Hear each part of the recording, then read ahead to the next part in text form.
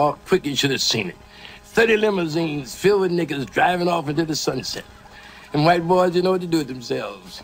And dig this, in every limousine was a box of candy and a note, sorry for the inconvenience.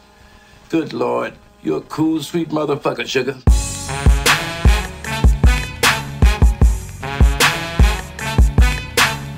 Holiday season.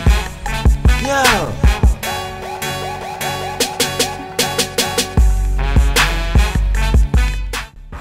I got my own style, my own flavor, you know what I'm saying, and shit. You know, I represent the city, you know, the whole city love me. We about to do it with no hands. Now, if y'all want my boy Suga Suga, do what I need y'all to say. When I say sugar, y'all say sugar, sugar, sugar. When I say sugar, y'all say sugar, sugar, sugar. And then my guys, we back, Per Se TV, man, your boy Suga Suga. Live on the old Nat L, you know what I'm saying?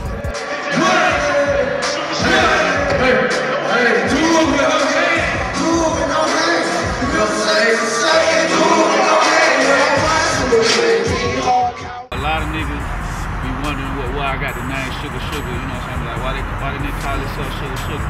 But you know, it was a name that was passed down from my granddaddy on my mama's side. His name was Suga Suga, you know what I mean? My grandmama saw a lot of him in me. So, you know, when I was growing up, she just always called me Suga, Suga, Suga. And, you know, as I got older, you know what I'm saying, it just stuck with me, you know what I'm saying, when I jumped in the entertainment industry. Shit, they were like, who you gonna be? I said, nigga, I'm Suga, Suga. Like, how did you begin rapping? Like, what made you, what artists, influence, or family members, or anybody that influenced you to start rapping? Like, how did your whole rap career begin? Well, shit, I started out really just doing that shit like a hobby. In, like, high school, I was in a group called Mellow. I was the youngest of the clique, you know what I mean? So I come in, put my little 2 cents in every now and then, do a little verse on there. Then I really started making beats. I was making beats for the clique, you know what I mean? Then as a nigga got a little old, I was playing basketball and shit. That shit didn't work out for me, so shit, nigga just took this shit full time. I went solo. Came out with my first little solo song, probably like in my 11th grade. I was at Tri-City. I did this song called East Point 4-4. And goddamn, it was my first solo song I ever recorded.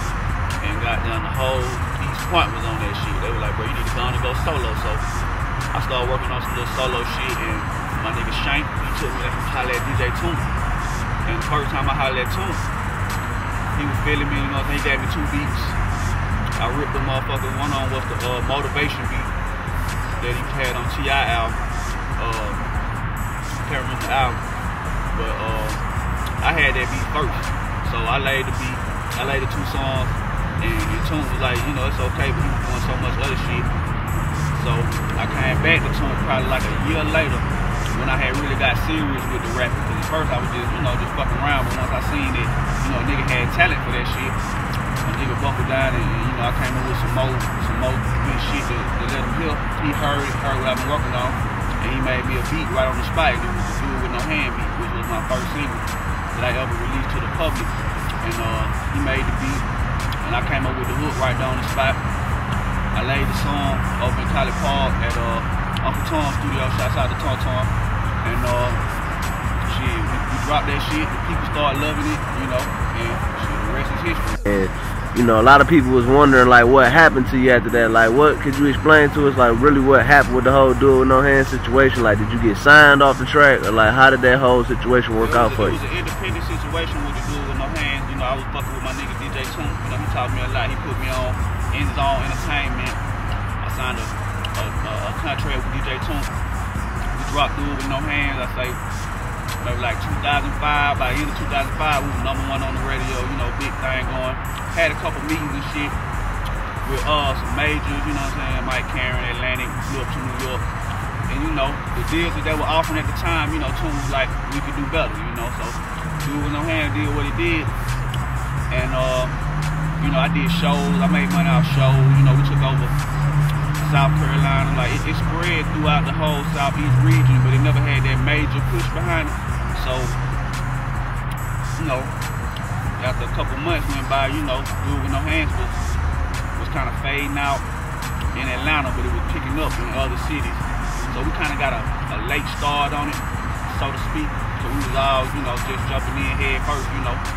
So, you know, it did what it did, and what it did was basically get my career jumped off to where people know me. So now when I see a nigga like Greg Street, or I see a nigga like DJ Jelly, DJ Monte, you know, I done did birthday parties and shows and all kind of shit for the school. So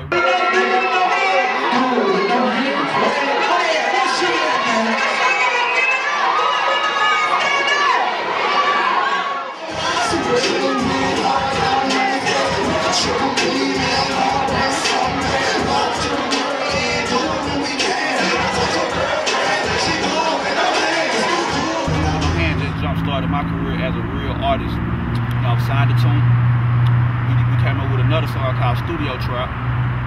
He did the beat on that. That was gonna be the follow-up to Do It With No Hands.